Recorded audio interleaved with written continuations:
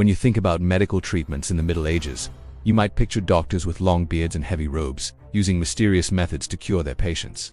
But what most people don't know is that the most popular treatment for diseases was bleeding patients to death. Yes, you read that right. For over 700 years, medieval doctors, supported by renowned universities, believed that the solution to almost any health problem was simply to remove blood from the body. And it wasn't just some fringe treatment by village quacks, but a procedure considered scientific, taught in the best medical schools at the time. It all started with an ancient medical concept introduced by the Greek physician Galen, who said the human body had 4 humors: blood, phlegm, yellow bile, and black bile. If one of these humors was in excess, it would cause disease. For blood, the solution was simple: remove it. The idea was that if a patient had too much blood, the best thing was to drain it until the disease was cured.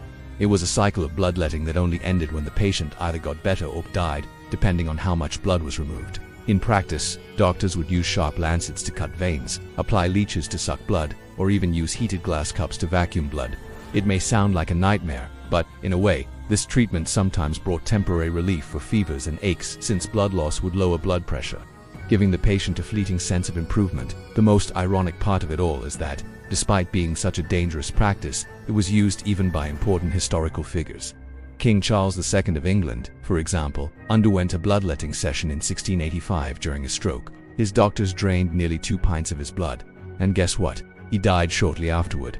The practice was so absurd that even the famous George Washington fell victim to it in 1799, when his doctors drained 40% of his blood to treat a throat infection. The result? He too passed away, likely from shock and blood loss, not the infection. Bloodletting only began to fall out of use in the 19th century when modern medicine began to emerge, and doctors realized that, in reality, it was more like a murder disguised as treatment.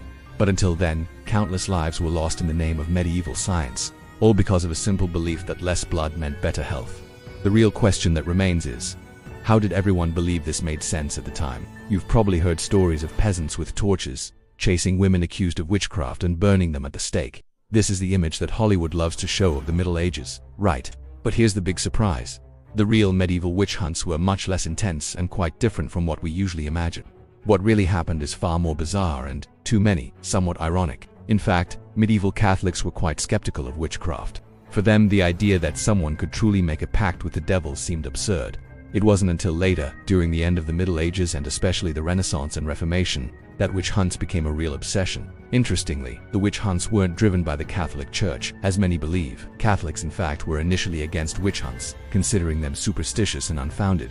One of the best examples of this came in 785 CE, when the Council of Paderborn banned the punishment of women accused of flying with the devil, calling it pagan nonsense.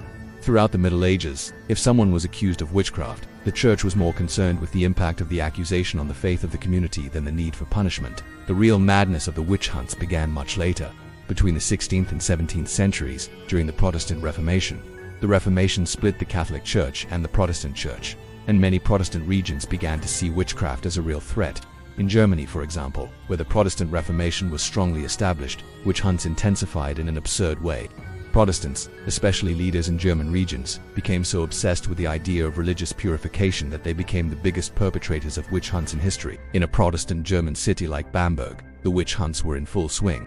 During one decade, between 1626 and 1631, the Bishop of Bamberg, a fervent Protestant, burned over 900 people accused of witchcraft at a time that should have been modern. The witch hunts were in full force. However, in Catholic regions like Italy and Spain, witch hunts were much more limited, with much lower numbers of accused and burned. Another interesting factor is that, while the witch hunts gained strength among Protestants, allegations of witchcraft typically arose in more isolated communities where religious leaders saw women's power as a threat to social and spiritual order. Older women, widows, or those living outside societal norms were the primary victims of this collective panic. The idea that the Catholic Church, during the Middle Ages, was the main driver of the witch hunts is, therefore, a great myth. In reality, the largest witch hunts took place after the Middle Ages, during the Reformation period, when Protestants largely embraced this devil hunt. If the Middle Ages had truly been the witch's nightmare that we've been taught, we would have a completely different history. But the truth is that the nightmare only began when the enlightened of the Renaissance and Reformation got lost in their own religious fanaticism. Imagine being accused of a crime in the Middle Ages. Did you know that if you couldn't prove your innocence, the only alternative was to submit to torture to see if God intervened? It sounds surreal, but this was the logic of divine proof. A common medieval justice practice that mixed faith and pain in grotesque ways. From the 9th to the 13th centuries, much of Europe used torture not only as a method of punishing criminals, but also as a mechanism for determining if someone was truly guilty. The idea behind judicial torture was simple but twisted. God, being omniscient and just, would oppose unjust suffering. Therefore, if an accused person was truly innocent, God would intervene to save them. If the accused died or was severely injured during the process, it would be considered proof of their guilt. Torture was not seen as an evil, but as a means of finding the truth through physical suffering. For many, pain was the path to redemption or the revelation of guilt. One of the most popular medieval torture methods was the ordeal of hot iron, where the accused had to carry a red-hot iron bar for 9 feet while barefoot. Afterward, priests would examine the wounds to see if they miraculously healed, which would indicate innocence. If the burns became infected, it was considered a sign of guilt, and the person was often executed. There was also the ordeal of cold water. The accused would be tied up and thrown into a river or pond. If they sank, they were considered innocent, but would probably drown. If they floated, they were considered guilty, as the water rejected them as impure. This torturous logic created a situation where the only way to be declared innocent was to undergo physical suffering or die trying. And of course, if torture wasn't enough to ensure the truth, there was trial by combat. If the parties involved in the case couldn't prove their innocence or guilt with the torture evidence, they could fight to the death to settle the dispute. The champion who won the battle, whether the accused or the accuser, would be declared innocent, as God, they believed, would intervene to ensure the just one won. Thus, torture wasn't only a form of punishment, but a way to reveal the truth in a society that believed physical strength could expose morality. The practice of judicial torture spread throughout Europe, often sanctioned by both the church and the state, but eventually fell out of use as courts began adopting a more evidence-based system and more rational judgments. However, for over 400 years, millions of people fell victim to this absurd system, where pain was not only a consequence but a tool to uncover the truth. If you think medieval clothing was just made of heavy, simple fabrics, you are terribly mistaken. Medieval fashion was incredibly elaborate, but also extremely dangerous. For centuries, people wore clothes that were not only uncomfortable but could be fatal. Many of these outfits were also loaded with symbolic meaning and social status. Let's start with the clothes of the nobles, which were more like luxurious armor, made to demonstrate wealth and power, but in reality, they were death traps. One of the deadliest examples of medieval fashion was the tight belts. These belts were worn so tightly that many nobles suffered from breathing problems and poor circulation. The excessive pressure on the abdominal area caused fainting and heart problems, and in some cases, led to death by suffocation. Additionally, the rich and powerful frequently wore fur clothing, and furs from animals like foxes and beavers were laden with poisons. Wearing these untreated furs could lead to poisoning, making the pursuit of status a real health risk. Another example is the long-toed shoes that were extremely popular among the nobility, but turned walking into a nightmare. The sharp toe of some shoes could cause severe foot injuries and hinder movement, making people more prone to falls. These shoes were also worn for one simple reason. The nobility wanted to stand out, and so they wore these items to mark their social position. But this pursuit of luxury came with a huge risk of fractures and other accidents. Hats and crowns were also central to medieval fashion, but they were not just style items. Many of these hats were bizarrely shaped and constructed from heavy materials, making them an unbearable burden for the wearer. Some were so large and heavy that they caused severe headaches and even permanent skull damage. And let's not forget about the corsets that women wore, which were so tight that they affected their internal organs. The excessive use of corsets, which became more common towards the end of the Middle Ages, literally compressed vital organs, causing breathing difficulties, back pain, and even internal collapses. To be beautiful and elegant, many women risked their own health, all to meet the beauty standard of the time. Medieval fashion was, without a doubt, a mix of ostentation and danger, where people sacrificed themselves in the name of style and social status. The pursuit of clothing and accessories that displayed wealth and prestige actually turned into a deadly dance, where luxury came at a high price. And that price wasn't always financial, believe it or not, but in the Middle Ages, animals were brought to court and tried like humans. This is not some bad joke, but a bizarrely true reality of medieval justice. Between the 13th and 17th centuries, European courts actually prosecuted animals for crimes like theft, murder, and even disturbing the peace. What's worse, these animals, if found guilty, were sentenced to death, just like any human being. The most famous and shocking case took place in 1386, in the city of Falaise, France. A pig was accused of killing a human baby. The court didn't just try it, but also provided the pig with a defense lawyer, a public defender, to ensure it had a fair trial. The pig was found guilty, and after the sentence, it was hanged in the public square. But it didn't end there. To make the spectacle even more macabre, the pig was dressed in human clothing for the execution, as if it were a human criminal.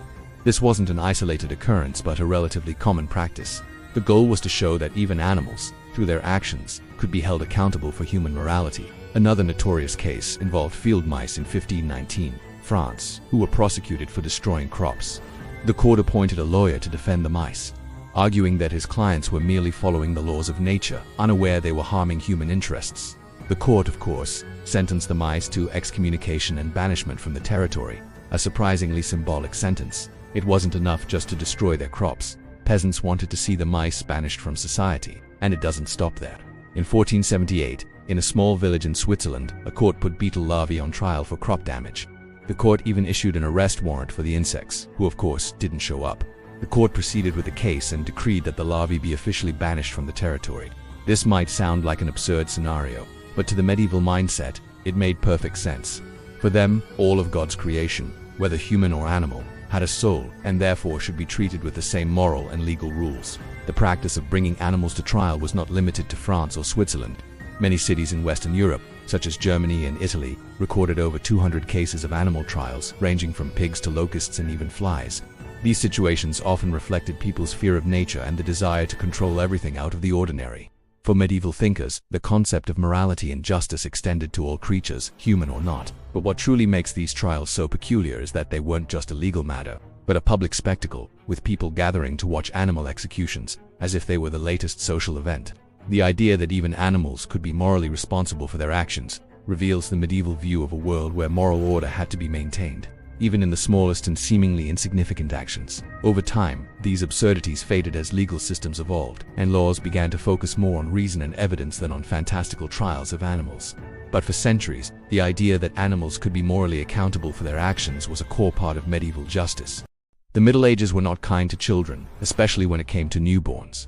If you think infant mortality was high due to diseases or a lack of medical resources, that's only part of the story. The truth is even darker. In many cases, infant care practices were so negligent, or even intentionally lethal, that the death of babies was seen as an inevitable consequence, or even an acceptable practice. One of the most alarming of these practices was feeding babies, which at times was so dangerous that it could be fatal. Wealthy families hired wet nurses to breastfeed their babies. But there was a bizarre criterion for choosing these women: morality. It was believed that the wet nurse's virtue passed through her milk to the child. What seemed even stranger was that the nurse's appearance was also important. Blonde women with good looks were preferred, as their milk was considered of better quality. These absurd criteria for choosing a wet nurse often led to poor choices, putting the babies' lives at risk. For poorer families, the alternatives were even deadlier. Mixtures of water, honey, and wine were given to babies in an attempt to feed them. But instead of strengthening the children, these substances often caused poisoning and dehydration, not to mention the infections caused by poor hygiene conditions. As babies were rarely bathed, in fact, water was believed to be harmful to a newborn's skin. Instead, parents would rub babies with salt or wine, practices that often led to infections and even death. Moreover, choking and over-swaddling were common practices. Babies were wrapped so tightly in clothes and bandages that they could barely move. The idea was that this restriction would prevent crooked limbs, but the result was that the children couldn't move or breathe properly, causing respiratory difficulties and, in many cases, suffocation. But the death of babies wasn't just seen as a consequence of neglect. In some medieval cultures, infanticide was an acceptable practice. It was believed that if a baby was unhealthy or had any physical disabilities, it shouldn't survive. This thinking was deeply rooted in the idea of God wanting, or not wanting, the child to live. People therefore saw the death of the baby as a divine decision, not a human tragedy. In some regions there were even laws that allowed the abandonment of unwanted babies, especially those born out of wedlock or with physical defects. Babies were also victims of the high rate of mortality associated with infectious diseases. However, the way diseases were treated also made children vulnerable. In some cases, medieval doctors recommended the use of opioid potions or substances that further debilitated children. These treatments, far from being curative, were actual poisons disguised as cures, leading many babies to premature death. Despite all this, infant death was viewed with a fatalistic mindset. It was normal to expect a large percentage of babies to die before their first birthday. Many parents didn't even name their children until they survived their first year, as early death was seen as part of the divine plan for the lives of children. This lack of proper care and the high infant mortality rate in the Middle Ages shows how society at the time couldn't handle the basic needs of its children. The death of babies was part of everyday reality, and in many cases, the care practices and ideas about life and death simply did not favor survival. It wasn't until the evolution of medicine and improved hygiene conditions in the following eras that infant mortality began to decrease, helping to ensure a safer childhood for the generations to come. You've probably heard the famous dead people in the Middle Ages were filthy and never took baths, right? The image of smelly peasants in castles with unbearable odors is something that Hollywood loves to reinforce. But, in reality, the history of medieval hygiene is far more complex and surprising. What many people don't know is that, actually, medieval society cared more about personal cleanliness than most imagine. But it all changed with the arrival of the Black Plague. During the early centuries of the Middle Ages, hygiene was much more valued than most people think. In the High Middle Ages, for example, many European cities, especially in large urban areas, had well-developed public baths. Paris, London, and cities like Bruges and Nuremberg had public baths accessible to almost the entire population. And these weren't just rudimentary water facilities. These baths had hot and cold pools, steam rooms, massages, and even professional attendants. Hygiene was seen as a way to keep the body healthy and the soul pure, and baths had a spiritual function, as they helped cleanse the impurities of the body and mind. The Catholic Church, which heavily influenced the social attitudes of the time, also recommended bathing. However, the late Middle Ages saw a major decline in public baths, primarily due to superstitious and religious fears. During the Black Plague 1347 to 1351, many doctors and religious leaders began to associate baths with being a gateway for diseases. The idea was that open water could open the pores and allow contaminated air, or miasma, to enter the body. As a result, many public baths were closed, and the idea of bathing in water began to be viewed with suspicion. However, this didn't mean people lived in complete neglect. On the contrary, changing clothes was common and encouraged, especially among the wealthier classes. Clean clothes were a symbol of social status and, in a way, replaced baths as a form of demonstrating purity and self-care. Additionally, soaps were already being produced, albeit in a rudimentary way. Made from animal fat and wood ashes, soaps were common among the upper classes, who had access to luxury items. Among peasants, cleanliness didn't necessarily mean frequent baths, but hand-washing basins were common, and clothing was frequently changed to prevent dirt buildup. But the main difference lay in the lack of available water. Since drinking water wasn't as easily obtainable, full-body bathing in rivers or fountains wasn't a daily practice. However, this didn't make medieval people a filthy society. Many communities cared for personal cleanliness in alternative ways. Purification rituals with salt or vinegar were common, as well as the use of perfumes and oils to cover body odors. It wasn't until the Renaissance that personal hygiene began to be taken more seriously, with the invention of new soaps and improvements in water supply. Before that, however, the concept of hygiene was closely tied to the fear of disease contagion, not the idea that the body needed to be clean for physical and mental health. While the Middle Ages was a complex period marked by changes in hygiene practices, the belief that people lived in a completely dirty and ignorant manner is far from the truth. Medieval medicine was an intriguing mix of bizarre experiments, superstitions, and a desperate attempt to understand the human body. The doctors of the time didn't have the knowledge we have today about diseases, so they resorted to healing methods that would make anyone tremble with horror. What's most interesting is that many of these treatments, far from curing, actually worsened the patient's conditions, or even killed them. One classic example of medieval medicine was the use of blood in practically all treatments. If someone was sick, doctors believed the solution was to expel the evil from the body, and nothing better than blood to do that.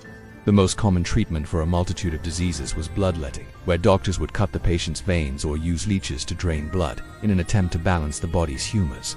This method was not only ineffective, but often left patients weaker and even caused death from exhaustion or infection. Another common ritual was the use of potions and elixirs made with ingredients like mercury, arsenic, animal blood, or human hair.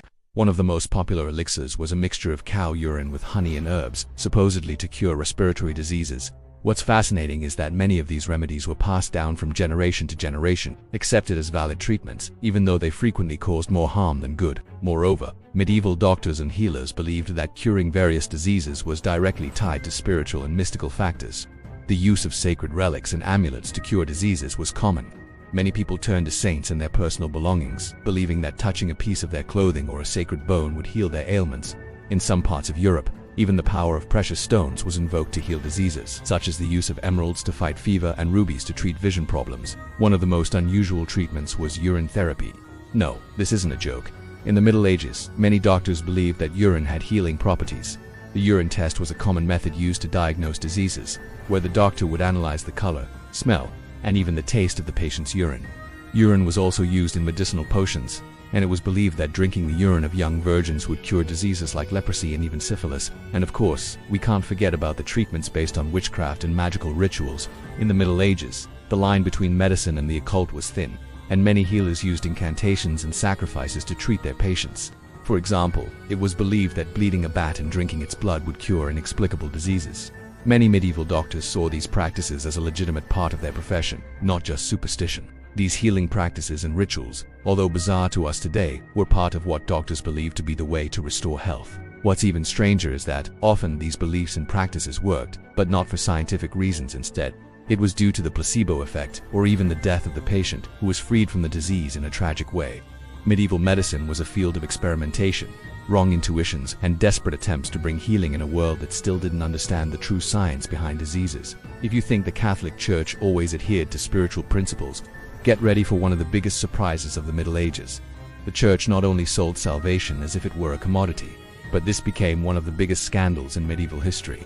During the 14th to 16th centuries, indulgences became an extremely profitable practice for the Catholic Church, and the idea of buying forgiveness for sins wasn't just accepted but widely promoted. The concept of indulgence was based on the belief that, after the forgiveness of a sin, there was still a punishment to be fulfilled in purgatory.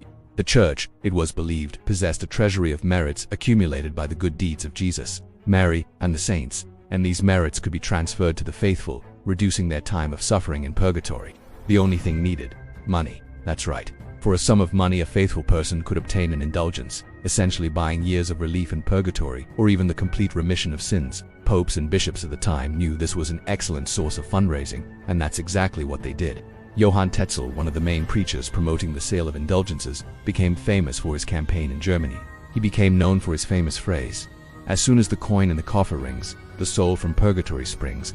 This phrase, which sounded more like a catchy slogan than a religious exhortation, reflected the depth of the religious mercantilism of the time. What was even more shocking was that indulgences weren't limited to the forgiveness of past sins. They could also be bought for future sins. In other words, you could commit a sin today and already pay for it in advance, with an indulgence, without worrying about repentance. The indulgence market spread throughout Europe, and thousands of people bought these spiritual guarantees to secure the salvation of their souls. The sale of indulgences was one of the primary causes of the movement known as the Protestant Reformation. The German monk Martin Luther, outraged by the corrupt practice of the Church, wrote his famous 95 Theses in 1517, denouncing indulgences and calling attention to the need for reform within the Catholic Church. He argued that salvation could not be bought and that faith was the only path to salvation. The publication of his theses was the trigger for a movement that would challenge papal authority and initiate the split between the Catholic Church and the new Protestant churches. The indulgence scandal not only shook the faith of the faithful, but also exposed the hypocrisy of the medieval church, which took advantage of the religious ignorance of people, manipulating their beliefs to enrich itself. The system of indulgences was officially abolished at the Council of Trent 1545 to 1563, but the damage had already been done. The Protestant movement that followed forever changed the religious landscape of Europe, and the sale of indulgences went down in history as one of the greatest financial and spiritual scandals of the Middle Ages. In the Middle Ages, looking at the sky wasn't just about admiring the stars, it was a dangerous and terrifying experience. When a solar eclipse or a comet appeared, it was common for entire kingdoms to fall into panic. For the people of the time, these celestial phenomena were interpreted as divine messages, often announcing disaster, death, or even the end of the world. And, as you might expect, this fear didn't just affect the masses, but also kings, nobles, and religious leaders, who saw these events as signs that divine power was manifesting in catastrophic ways. One of the most striking examples of how cosmic fear paralyzed kingdoms occurred in 1133 CE, when a solar eclipse took place and was widely interpreted as a harbinger of death. The eclipse was so impactful that the death of King Henry I of England, which occurred just 2 years later, was directly attributed to the celestial phenomenon. Chroniclers of the time stated that the eclipse signaled that something bad was coming, and when the king died, many believed the prophecy had been fulfilled. The fear was so great that people began associating eclipses with national tragedies, leading rulers and religious leaders to try to interpret these signs as direct warnings from God. Comets also played a central role in the medieval apocalypse. The most famous of them, Halley's Comets, appeared in the skies in 1066 shortly before the Battle of Hastings, which resulted in the Norman conquest of England. For the Saxons, the comet was a clear sign of doom and destruction approaching. The Normans, on the other hand, interpreted the comet as a sign that God was supporting their conquest. What's most impressive is that, no matter who won the battle, the comet had already done its job. It had spread cosmic fear and had already changed the course of history. But comets weren't only seen as signs of war. When bright comets appeared in the sky, they were associated with the death of great leaders or the decline of dynasties. This happened in 1456, when Halley's Comet appeared again, and Pope Calixtus III, upon seeing the phenomenon, excommunicated the comet, claiming it was a messenger of the devil. The comet, which was actually just a natural astronomical phenomenon, was feared by people across Europe as a sign of great disaster. In medieval Scotland, the appearance of comets also provoked despair. When a comet appeared, it was interpreted as a divine warning that the apocalypse was near. The reaction was so intense that entire families would abandon their homes, seeking refuge in monasteries where they believed they would be safer from celestial destruction. The fear of the sky was so deeply rooted in the medieval mindset that even astronomers and scholars of the time, though knowing that these phenomena were related to the movement of planets and comets, couldn't escape the power of religious interpretation. This belief that cosmic events had a direct impact on the fate of humanity continued into the late Middle Ages, when major natural catastrophes such as the Black Plague were linked to the movement of planets or the appearance of comets. For the people of the time, the sky was the mirror of God's will, and any astronomical anomaly was a clear indication that the end was coming. This deep fear of medieval astrology reflects the lack of scientific understanding, but also the search for spiritual meaning in everything happening around them. Over time, as astronomical and scientific knowledge expanded, the medieval view of the sky as divine judgment began to diminish. However, throughout the Middle Ages, the mere appearance of a comet or eclipse could paralyze kingdoms, change the course of battles, and generate widespread panic among the populations. In the Middle Ages, justice didn't always follow the logical path of proof of guilt before punishment. In many cases, punishment occurred before the accused were even considered guilty, a practice that would shock any modern judicial system. Divine proof and the fear of witchcraft were so ingrained in the medieval mindset that, instead of gathering evidence and conducting investigations, people were punished in advance, with the belief that God or evil forces had already determined their guilt.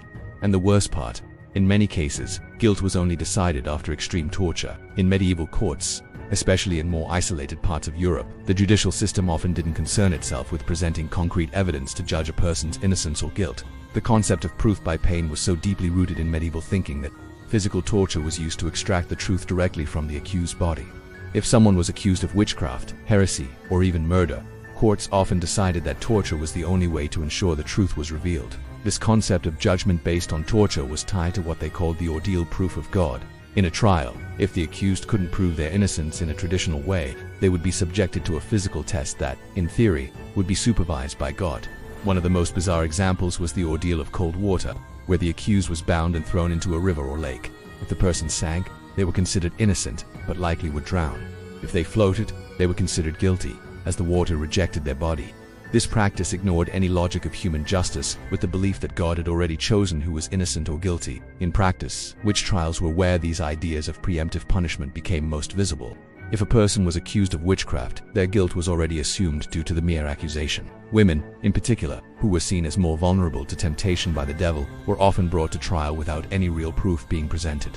The mere fact of being a woman, widowed, or not conforming to social norms could be enough to have someone arrested and subjected to torture, but this wasn't limited to witchcraft.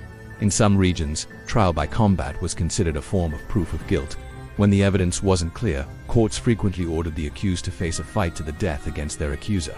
The winner, however, was considered innocent, as it was believed that God would intervene in the battle to ensure that the righteous would prevail. The logic was simple, though completely illogical. If the accused survived, it was a divine sign that they were innocent. This system of trial by torture, combat, and divine proof began to be widely rejected during the Renaissance, when the first steps toward modern justice began to be taken. However, for many centuries, people were condemned and punished without solid evidence, relying solely on superstitions, rumors, or suspicions.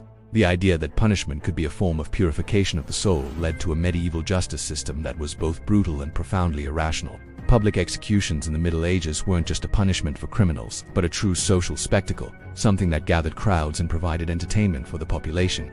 The execution of a condemned person wasn't a private event, but a public feast, with food, drink, and even street vendors. For the people of the time, death wasn't just a consequence of crime, but a moment of collective moralization, a chance to reaffirm the power of justice and government, and an opportunity to reinforce social norms through a grand and dramatic event. In the major cities of medieval Europe, public executions often took place in central squares or highly trafficked locations.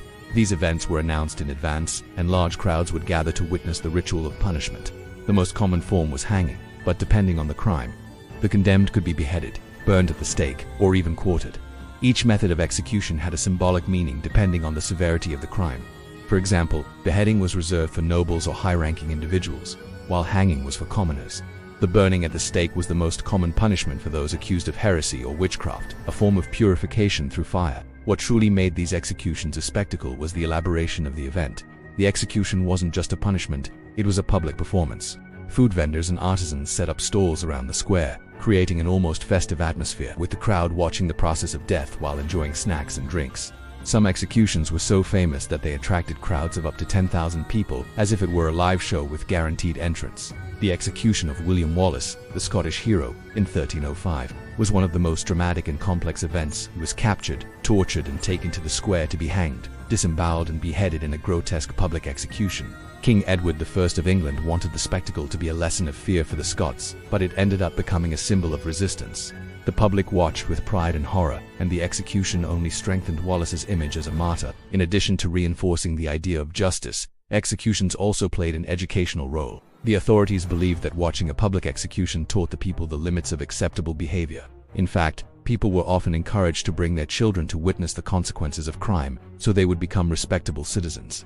Executions were, in a way, a moral lesson disguised as entertainment. Moreover, the spectacle provided a sense of public power and social control, a way for the population to feel that the system was working. However, the idea of justice through public spectacle began to change at the end of the Middle Ages and the beginning of the modern age.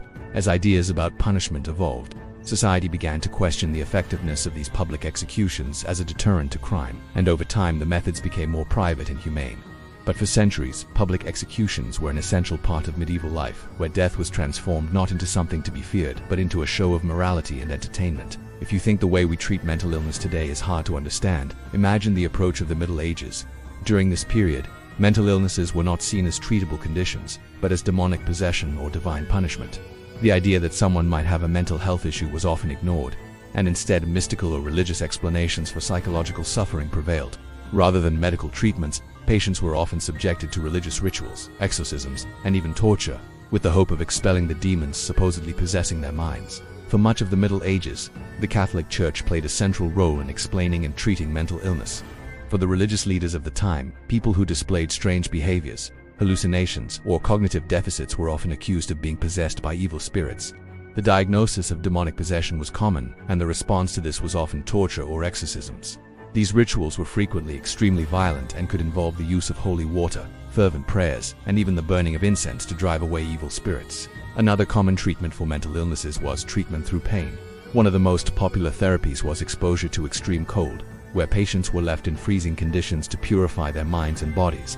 The goal was to disturb the mind of the person in such a way that they would be freed from their condition. Other treatments included the use of hallucinogenic plants or psychoactive substances, which were administered with the intention of curing mental disorders, but often caused more confusion and pain to the patient. The concept of a psychiatric hospital in the Middle Ages was still in its primitive stages. Hospitals and sanatoriums of the time were more like prisons, where patients were treated with brutality, kept in chains or confined to small cells. The primary goal was to segregate the person exhibiting abnormal behavior from society, not to treat them in a compassionate or medical way. The ideas of cure were based on superstition rather than any form of psychological or scientific treatment that could help the person recover. One well-known example of the cruel treatment of mental illness was the practice of bloodletting to cure any type of mental disorder. As previously discussed in earlier topics, bloodletting was a common medical practice, but when applied to the mentally ill, it was intended to clear the person's mind. Additionally, trepanation, or drilling holes into the skull, was a procedure used to release evil spirits causing mental illness, a method that often resulted in irreparable brain damage. Over time, especially during the Renaissance, doctors began to look at mental illness in a more scientific light, and some started suggesting that factors like heritability, biological factors, and even emotional trauma could be responsible for psychological suffering. However, it was only in the following centuries, with the advent of treatments such as modern psychiatry, that mental illness began to be treated more humanely, with the understanding that people with these disorders deserved healing and dignity, not punishment and fear. Can you imagine a time when justice was decided through physical violence? Well, in the Middle Ages, this was quite common. When evidence was scarce or the truth couldn't easily be determined, medieval courts often opted for fights to the death to resolve legal disputes. The concept of trial by combat was simple. If two parties involved in a conflict couldn't prove their innocence or guilt, they would have to physically fight until the truth was revealed through strength. It was a way to ensure that the righteous prevailed, because it was believed that God would intervene to protect the innocent. In other words, if you were innocent, God would protect you during the fight, and the winner would automatically be considered the just one. These judicial combats weren't exclusive to life or death disputes, but were also used in civil disputes, like property issues, inheritance, and even accusations of adultery.